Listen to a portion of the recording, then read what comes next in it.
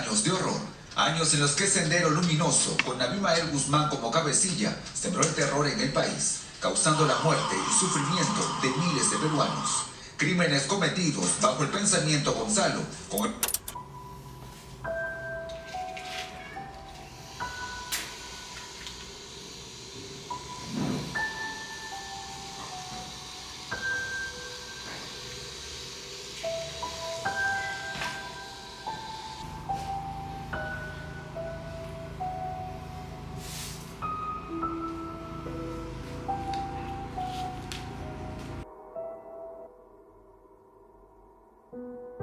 En los años 80, el Perú vivió una de las épocas más violentas y trágicas de su historia, con el surgimiento de Sendero Luminoso, bajo el liderazgo de Abimael Guzmán Reynoso y su ideología basada en el maoísmo, buscando imponer una revolución a través de la guerra popular, desatando una ola de violencia que afectó en gran parte a comunidades indígenas y nativas, causando que se vieran obligadas a abandonar sus lugares de origen, desplazándose hacia las ciudades en busca de refugio, dejando atrás su tierra, su cultura y una vida entera marcada por el miedo.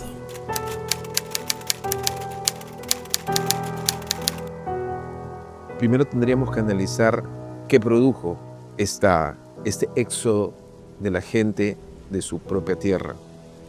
No solamente la pérdida de terrenos, no solamente el abandono de zonas agrícolas, sino además fue muy difícil después recuperarlas. Eso por un lado. Por otro lado, la ruptura social de la cantidad de familias que se vieron comprometidas creó una herida que hasta el día de hoy en el Perú no se logra cicatrizar. Si nosotros tratamos de analizar fríamente cuál fue el peor resultado, es justamente ese, ¿no? El abandono de la tierra, el abandono de las familias. Muchos de ellos, no todos, se trasladaron a la capital. Hubo una gran cantidad de gente que se trasladó a otros grupos de ciudades, probablemente en el sur y en la selva. Hubo focos también importantes de gente que se mudó a estos sitios. Según datos publicados por El Le Monde en 1995, alrededor de 27.000 peruanos perdieron la vida y cerca de 1 millón fueron desplazados. La violencia política destruyó escuelas, centros de salud, carreteras y proyectos agrícolas. Hasta mediados del siglo XX, cerca del 65% de la población peruana vivió en los Andes. Hoy esa cifra se ha reducido a menos del 30%.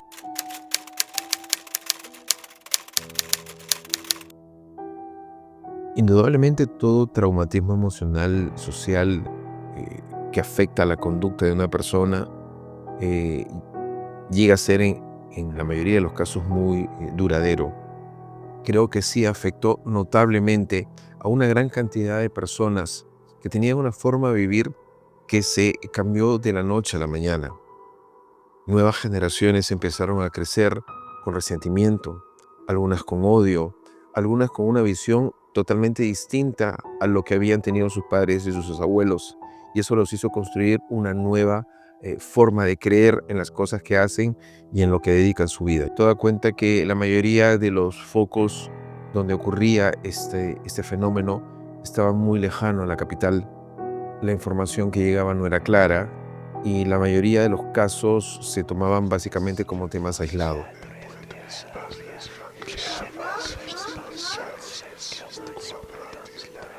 El 3 de abril de 1983, una columna de Sendero Luminoso atacó el pueblo de Lucanamarca, en Ayacucho, matando a 69 personas.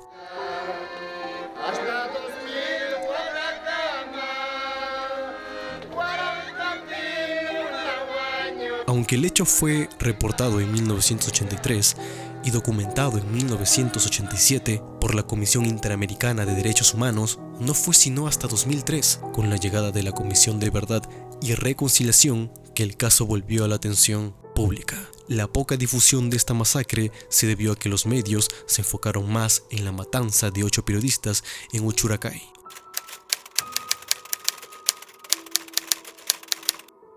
Yo soy Faustina Junco. A mi esposa le golpearon hasta morimundo. Fuimos Romichaca, pusieron 2 ampollas, pero igual murió. A mi hijo le acosaron soplón. Lo mataron. De esos días no me dejo de llorar. Por eso estoy aquí sola, sin familia. ¿Qué he hecho yo para merecer este dolor? Entre los rostros más vulnerables del desplazamiento en el Perú son los niños. Muchos vieron morir a sus padres, arder sus casas, desaparecer su infancia. Crecieron en medio del miedo, y ese miedo se transformó en silencios, pesadillas y profundas heridas. Sin embargo, la ayuda llegó tarde y el consuelo casi nunca.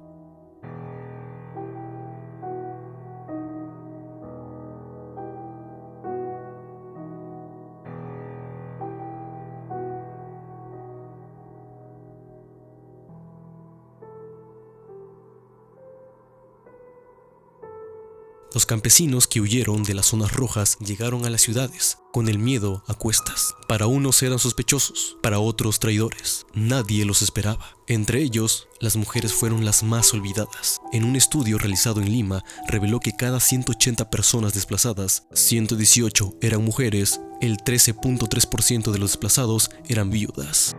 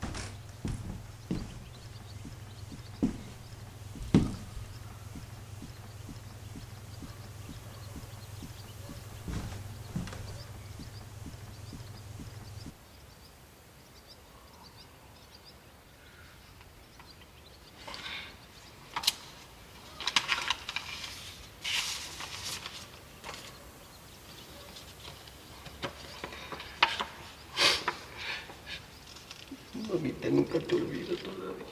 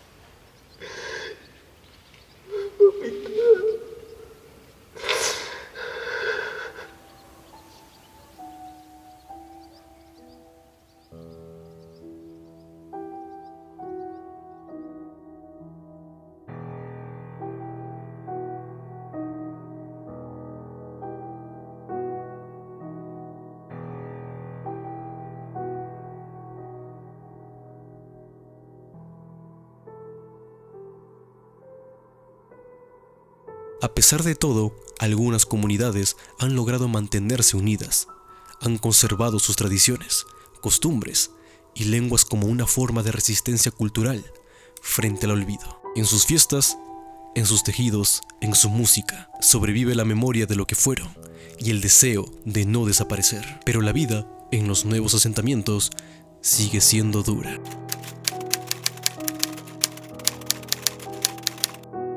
La capital sufrió prácticamente de la noche a la mañana un cambio enorme que significó una forma distinta, la exigencia de una nueva fórmula, tanto en el tema de comercio, tanto de atención sanitaria, tanto de servicios públicos, tanto de habitación, y eso modificó la forma de vida, no solamente de la capital del Perú, sino de todos los peruanos.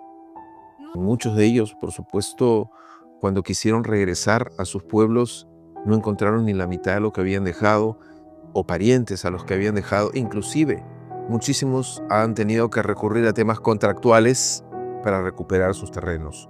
Esta gente tuvo que reinventarse.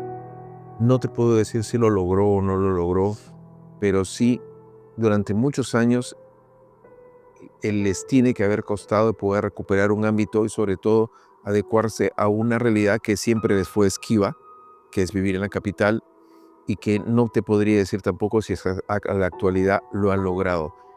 La Comisión de la Verdad que se creó para empezar un poco a no solucionar estos temas, sino esclarecerlos, tampoco no fue muy precisa con el tema de qué fue de la gente que emigró, y es algo que todavía es una tarea pendiente dentro de los estudios sociológicos del Perú. Cuando la violencia comenzó a ceder, la vida en las ciudades se volvió insostenible. Miles de desplazados miraron de nuevo hacia sus tierras, en Ayacucho, Huancavelica y otras regiones. Muchos volvieron con esperanza, aunque no todos pudieron hacerlo.